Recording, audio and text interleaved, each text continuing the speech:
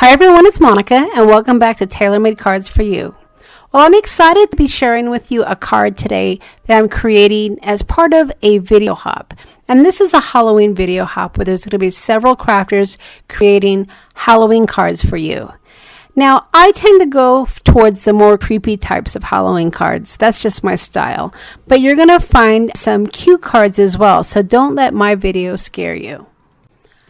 The stamp set that I'm using today is one of the Tim Holtz Halloween stamps, which was released this year by Stampers Anonymous. And it's called Dearly Departed. And I'm going to be creating for you a mixed media card using the stamp set along with some distress inks and oxides. Now, the video hop is going to be going on for a week, but certainly the videos are going to be out there longer for you to view. But if you are interested in participating in some of the giveaways that will be going on out there, you're going to want to comment on the videos up through the 25th, and then we're going to be announcing the winners on individual channels. But you can find all of the information over on my blog, Tailor-Made Cards for You. So if you need to check out some of the information on the video hop, be sure to check out my blog, and I'll make sure I have all links below for you. So let's go ahead and jump right into this card. Now, the cardstock that I'm using is mixed media cardstock, and what that means is it's a little bit heavier than your typical cardstock. And I typically like to use mixed media cardstock when I am going to be working with water. And when I'm working with my distress inks and my distress oxides, if I want to create some texture or some grungy background, the best way you can do that, of course, is with water. So I went ahead and I used my distressed ink to add to my background with the antique linen. And now I'm going to use my distress oxide. Now, I like to do this technique here that I'm showing you with the dabbing of the water using oxides because you can dry and layer and continue on that way without it getting muddy. Now, for Halloween cards, I like to use the combination of antique linen with the black. And a lot of times people are afraid of black soot. But if you're careful, it's not going to overtake your card. It will just add some great grunginess. And I'm going to show you here in a minute how I tone it down. So as you saw, I just took the ink and I spread it onto my craft mat, and then I spritzed it with water. And now I'm just lightly taking my cardstock and dabbing it against the puddles on my mixed media mat. And sometimes you're going to get some drips or some puddles that are a little bit more wet than you want, and that's where I have a rag where I can go ahead and dab some of that up. And then I'm going to take my heating tool to help dry it along. Now you can see all I did was add some of the black soot throughout the card. It's really not taking it over. And then once it's dry, I'm going to come back again with some more antique linen just to tie it together and mute it down just a bit. Now, I was somewhat strategic when I added the black soot because I am going to be stamping on this background, and I'm going to be doing some Copic coloring. And with the Copic colors that I'm going to be using, I didn't want the black necessarily to come through. I knew that I would be able to cover antique linen. So as you see the placement of the stamp that I'm going to be adding in just a minute here, you'll see that it is positioned perfectly so I can still add some of my Copic coloring. So as you can see, after I add some of those droplets, I'm coming in with the antique linen just to cover up some of those spaces to tie it all in. And then I'm going to come in again with some antique linen, dab it on the cardstock, again, just building up my layers. Alright, so I was somewhat strategic when I dabbed the black soot onto the cardstock because as you can see, I have that oversized floral stamp that I'm going to be adding to my card. And I'm not going to be using the entire stamp. I'm going to be placing it so it does go off of the edge. So you'll be able to see exactly what I'm talking about here right now. So once my cardstock was completely dry, then I went ahead and I brought in my stamping platform. And the platform that I'm using is no longer available. It's the old Tim Holtz one. And when he had released those, I was able to get me the regular size one as well as the small one. So that's what I'm using right now. But if you do have any type of stamping platform like the Misty, this will work just fine. Now, I know that I was going to use both of these stamps, so it was really important for me to make sure that the coverage for the flower wasn't too detailed on the top, because I wanted those words to show through on the other stamp. And like I said, I wasn't going to use the entire stamp. I was going to have some of it come off of the edge. So I ended up flipping my cardstock upside down, so that way the part that was coming off of the edge was not right up against the corner. And you'll see what I'm talking about here. I could have easily stamped it here, but I was concerned that if I did have to stamp it a couple of times, that it might move on me. So I wanted to make sure it was directly up against the corner and the side, so that way my stamp would be perfect every single time. And then I went ahead and I repositioned it to just be partly on the card, so I would have enough room for that the words on the other stamp. Now, the ink that I'm using is a Copic friendly ink, and this is Memento ink. And I've tried several inks, and this probably is the best one that I've come across. It's very easy to find, and it's not very expensive either. But one thing you do want to make sure with any type of ink, if you're going to be doing Copic coloring, you want to make sure that your ink is completely dry. Memento is a fast drying ink, so that's why it works really well when you're using your Copic inks. But just make sure that it is completely dry. So if you have to add a heating tool over, or just give it a few minutes to set, that's always recommended. So the next thing I wanted to do was to stamp the sign. And as you can see, I am overlaying it on the flower. So when I did position the flower, I made sure that there was some open space, so that way not too many of the words would be covered. And what I love about these Stampers Anonymous stamps is the detail. These are deep rubber stamps, so even the most intricate lettering is going to be perfectly stamped, especially when you're using the stamping platform, because you're going to get a nice impression every single time. So that's what I'm doing here, is I'm just stamping it a couple of times to make sure it's nice and dark.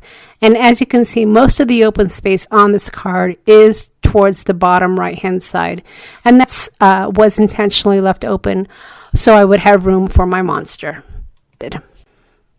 Now, the stamp sets that Tim Holtz came out this year for Halloween were kind of different. So when I saw this stamp set, I really loved the signage. I loved the floral.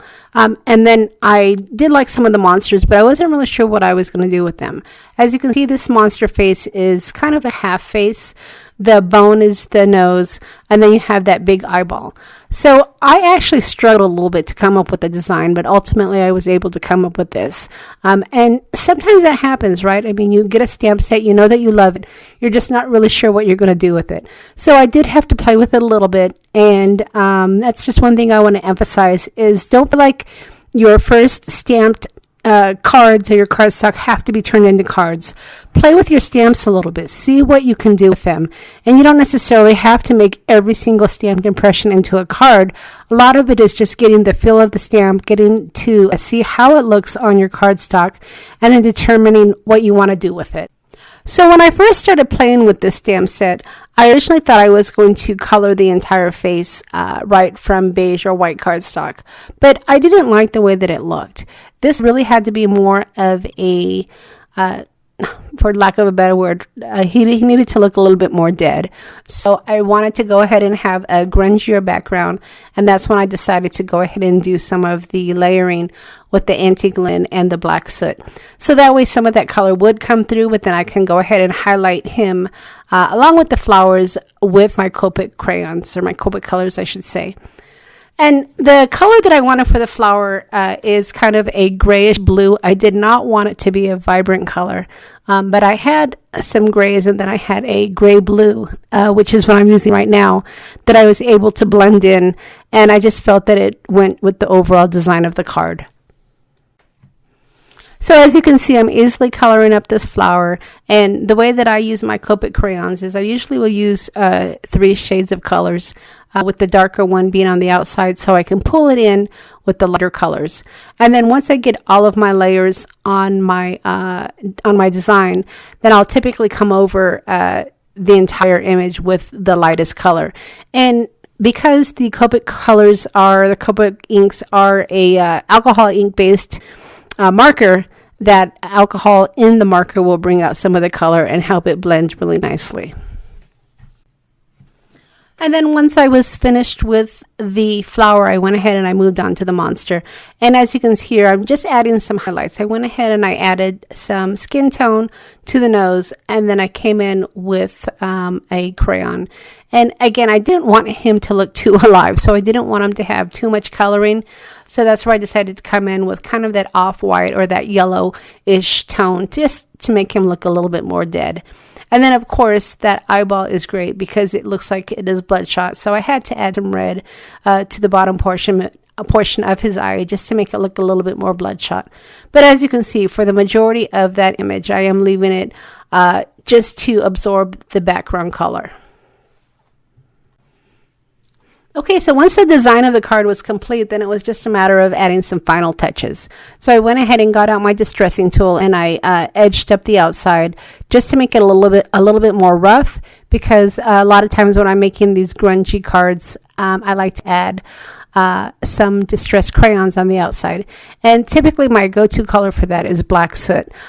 By distressing it with the distressing tool, you're going to create enough texture where it will grab that crayon, and then you can use your fingertips to kind of smear it just to give it a nice border.